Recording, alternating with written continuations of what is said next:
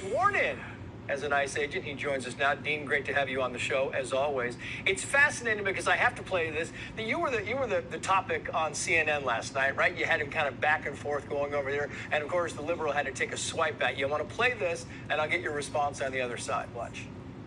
Having someone like that out touting it, talking about, hey, this is a thing you can do for your government. This is public service. It's going to help them recruit, and they have a bunch of people who recruit. It's not 95. Nobody gives a Sam hell with Dean Cain. You may not, but in the conservative community, Dean ain't worked in a while. Dean needs the 50,000. That's what got Dean off the couch. I mean, I laughed because I was sitting there thinking, come on, Dean Cain, these guys have no idea that you're a reserve police officer in Idaho. You're a sheriff's deputy. You've been in law enforcement for a very long time, Dean, and you don't need the 50K because only in their world have you not been working. What's your thought on that?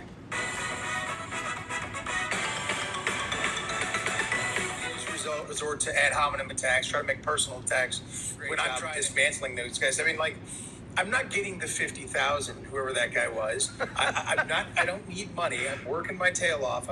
I just finished directing, literally 3 days ago, another film. I've got one on Angel.com that's top 10, that's current right now. I've got 3 more to shoot this year. That's ridiculous. But they'll do anything they can to tear down people who are trying to do the right thing for Americans. I mean, look at those 3 guys who just got busted.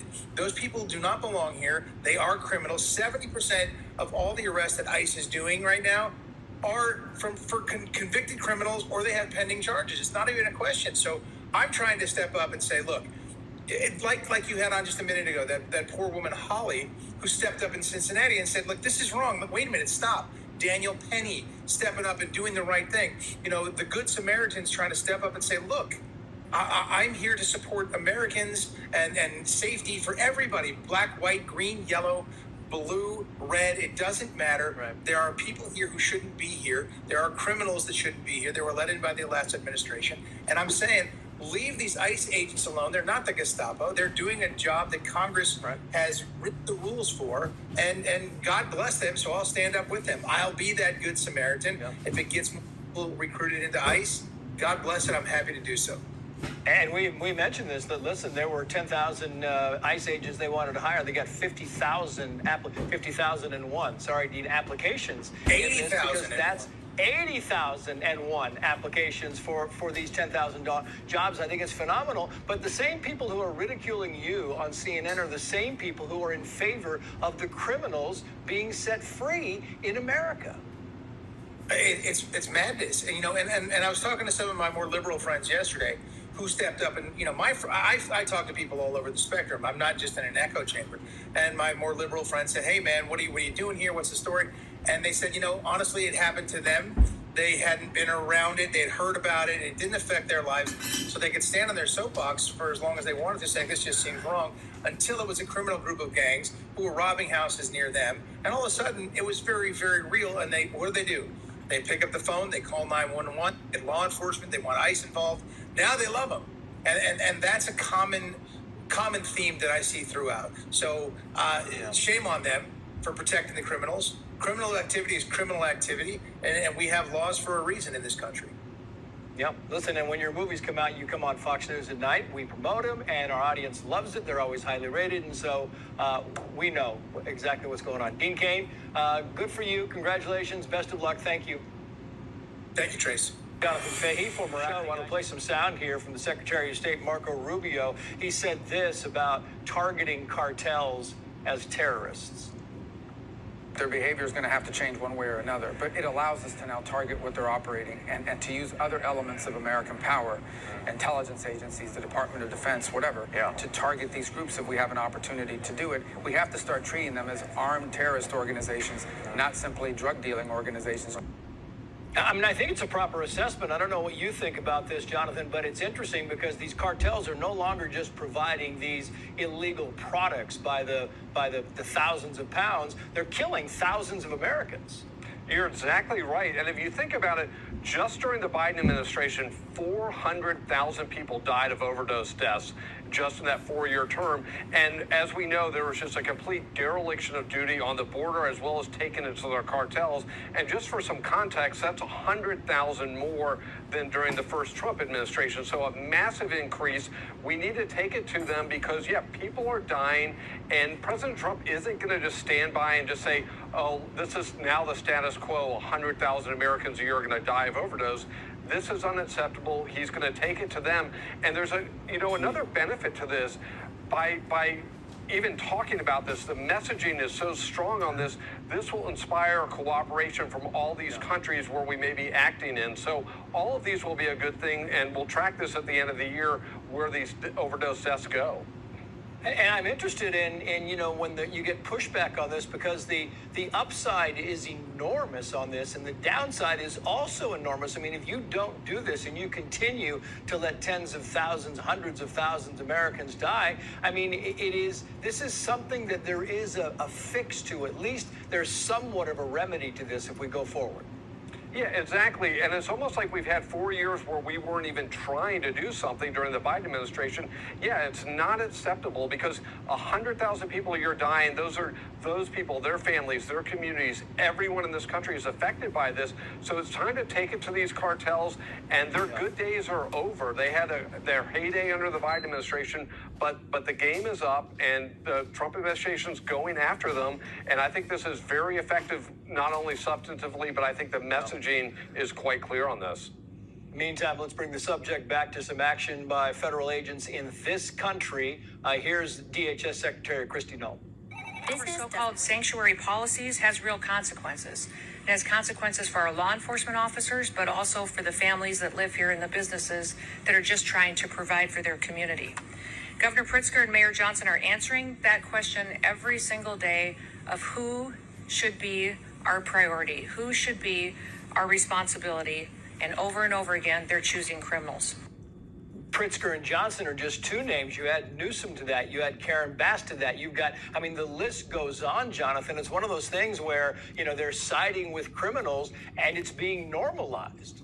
You're exactly right. And if you think about it, one of the most powerful constituencies in the Democratic Party right now seems to be illegal aliens and illegal alien criminals. It's truly astonishing that they would fight so hard to keep criminals in this country. And remember, they don't just affect the communities of the sanctuary cities. Remember, Laken Riley was arrested in New York. So if there was, enforcement back then, she'd still be alive. Her killer was arrested up in New York, sanctuary city. So these affect all of us, and it's so shameful that the Democrats can't even agree to kick out serious violent criminals because they think it's more politically viable to fight Donald Trump as well as to bring in as many illegal aliens as possible. It's a true disgrace if you think about it.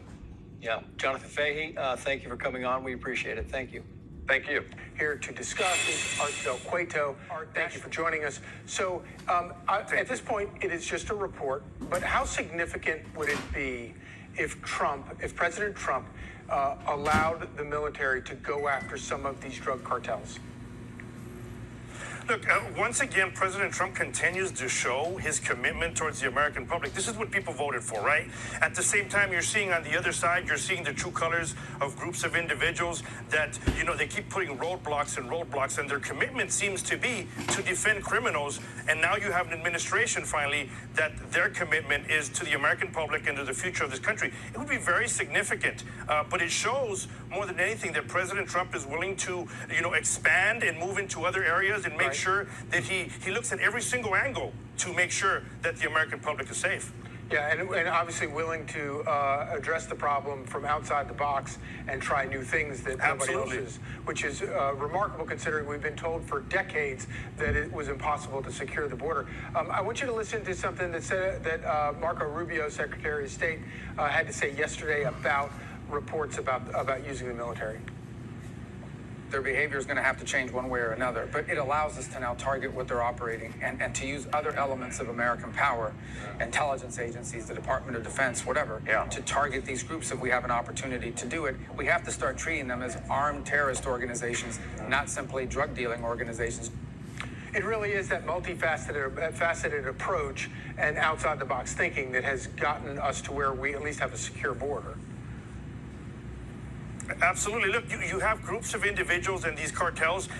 It's been documented. They work in 168 different countries. Think about that. 168 different countries. And they continue to, cause chaos without, severe consequences. They're continuing to cause chaos in their own country. Those that are operating in Mexico without, enough consequences. And who's suffering? It's the American public that's suffering. It's the border issues that are suffering. It's people in Mexico that are suffering. Frankly, the world is actually suffering.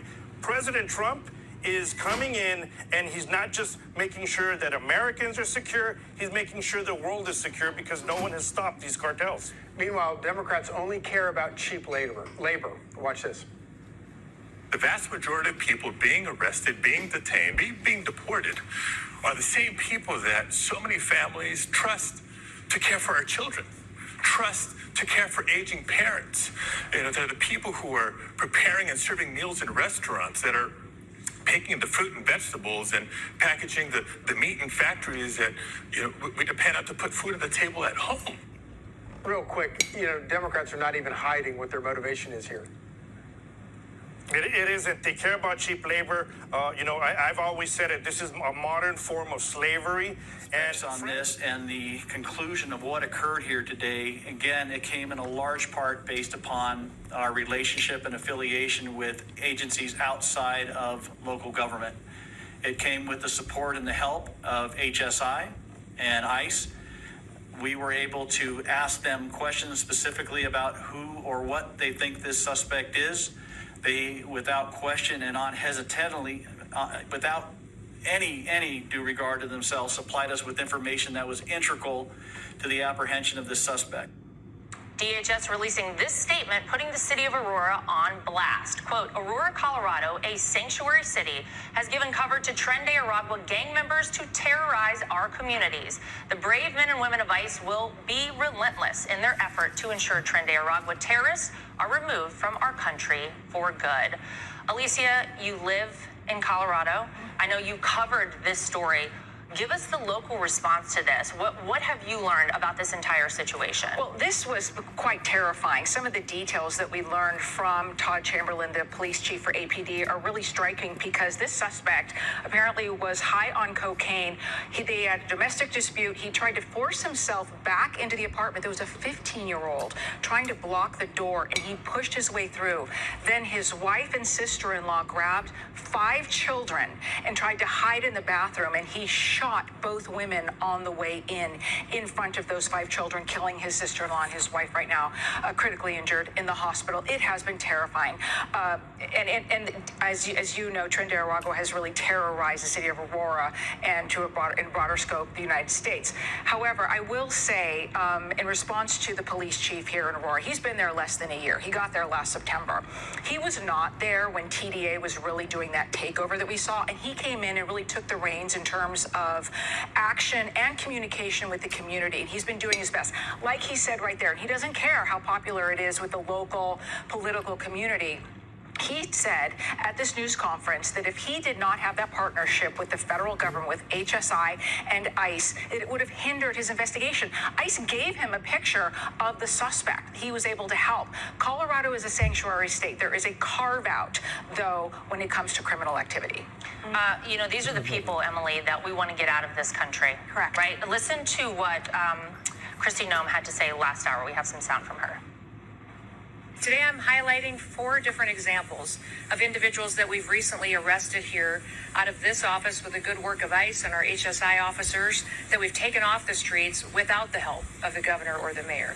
Our federal officers have had to do this alone without their support, and these dangerous individuals are now no longer victimizing people because of the good work that we do. Thank goodness we have DHS Secretary Kristi Noem. Thank goodness we have President Trump, Emily, doing the job that he's doing to get these people out. But you see the protests against our ICE officers. They are pro keeping these sort of criminals, these monsters here in this country. And while these agents are selflessly serving, putting their lives on the line,